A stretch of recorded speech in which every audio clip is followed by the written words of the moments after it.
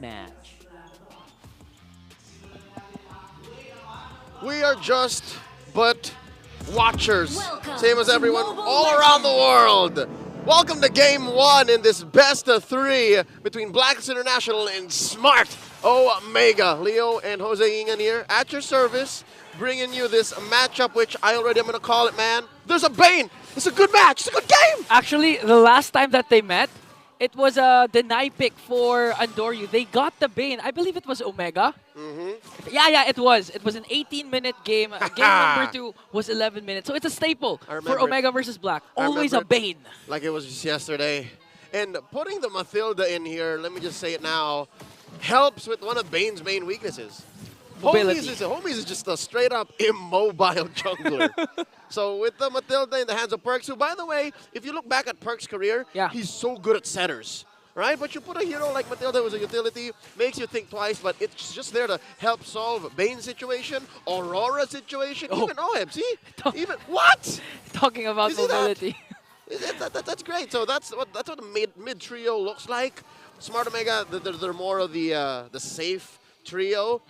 Looking at gold, though. Looking at gold, let's talk about the Filipino sniper, Oheb, and of course, Jome. Is it just me, or did these heroes switch? Like, wouldn't you expect the other to play the other hero? Exactly. Even the Harith action, this is the first time for a very long time I've seen Harith been selected. Although the contestant rate is high, it's always banned out. It's not used, but this time it is.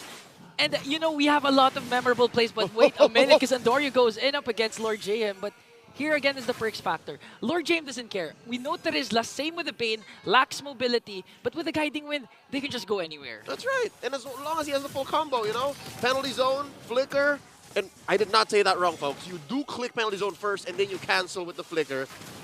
You're making business there. That's a cooking. Oh! Okay, Frigid Glacier for Omega as they tried to get the turtle. They secured it. A flicker out for Lord JM. So there was no trade for Blacklist that time. Yep, it's a flicker for a flicker and a retry for another. And so far, because of how, I'd say, slightly tighter Smart Omega's movements are in the early game, that'll allow for them to go up maybe 300, 400 gold on the first turtle alone. 2.5 minutes in, Blacks International. Again, I'm going to talk about how great their synergies are, but on a hero-per-hero basis, Ingan, I'm going to be honest with y'all. Folks watching at home, I'm going to have to side with the barangay. Yeah. Like, when everything goes well, especially if Smart Omega continues to snowball, bring this lead up to 1,000. Oh, no, here we go! Oh, but they pick off Haji there as he escapes with the Guiding Wind. Again, the Perks factor with the Matilda will take into effect there. But looking at the Blacklist side, for their side, I believe the X factor will be Haji. Not just because Haji is the captain, but again, the Aurora.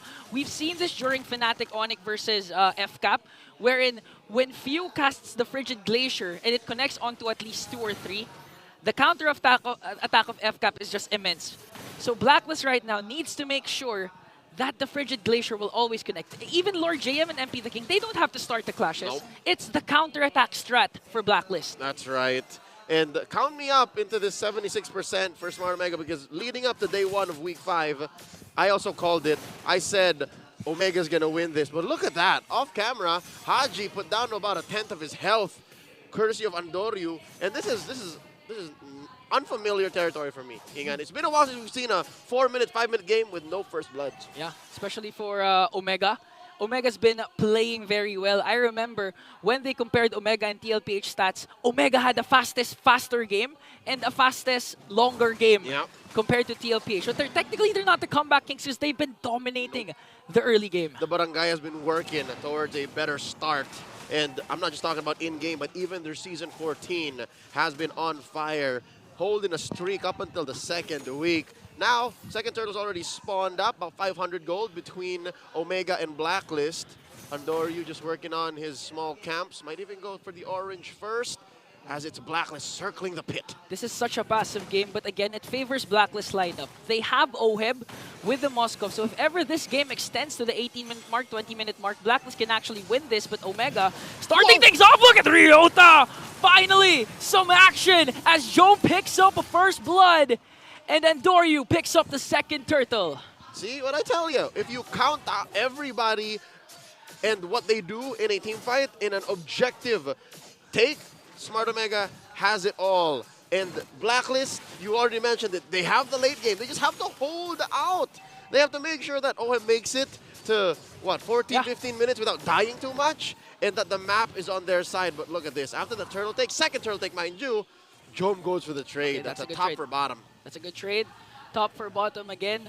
But if this game extends again, it will go to Blacklist. And I just like to say, I think we have a passive in the caster's desk. Because every time we say that the game is passive, immediately right after something happens. Yeah. And in that case, it was Ryota's final slash connecting on to 2. Props to Jom for being there at the right moment to dish out the Synchro Vision as well as the Zamin Force. But okay, a conceal play coming in from Omega. What are they looking for?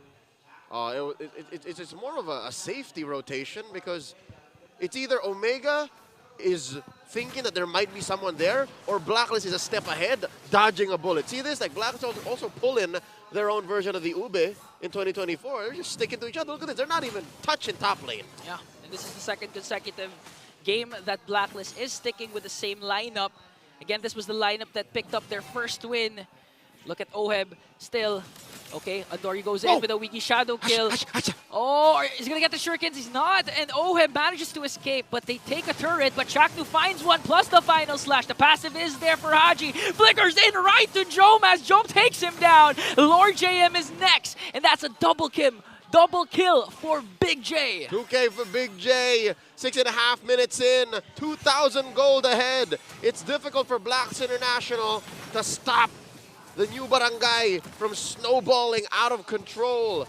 Luckily, Blacklist has good wave clear. Again, as early as now, Ingan, I'm going to say it, all the agents are going to hate me for this, but knowing how Abane plays, knowing how Blacklist plays, especially Season 14, there's a possibility, man, that they're going to have to take this to the base. Like, they just accept the fact that maybe even Lord is a no-go. Yeah. With this Lord coming up in 2 minutes, maybe not with how Ryota is playing. Yeah. Not with how Chaknu's playing. I think Blacklist even knows this. Like, their strength is mainly onto the late game. They tried to do it with MP the King on Bane, but okay, it didn't work. So now plan A didn't work. They're gonna resort to plan B, which is to hold on to the game, try to defend. I do agree they have a lot of wave clear. They can disengage at any time with perks with the Matilda, but looking at the gold received, Jom right now leading every single hero.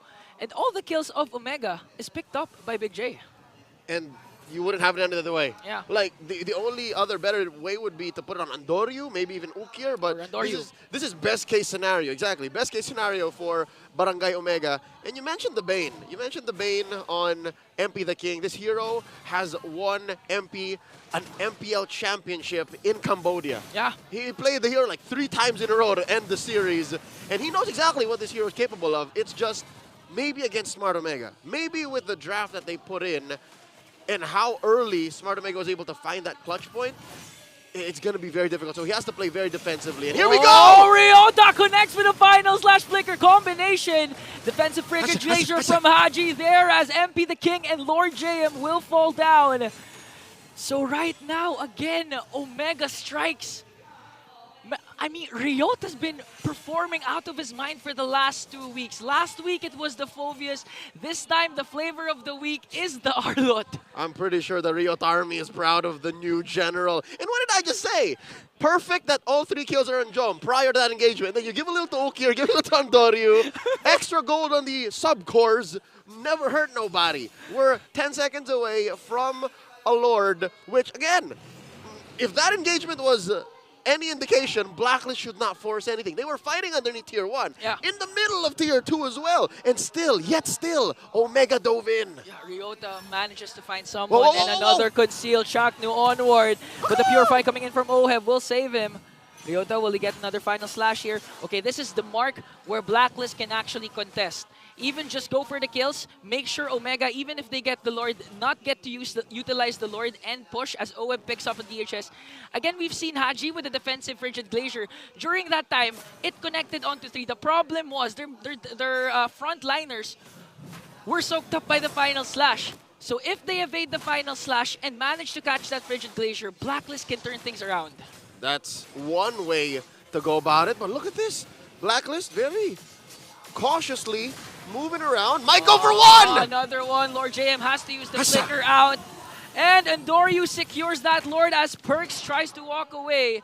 Oheb will not cast that Spear of Destruction as he tries to work on the top lane.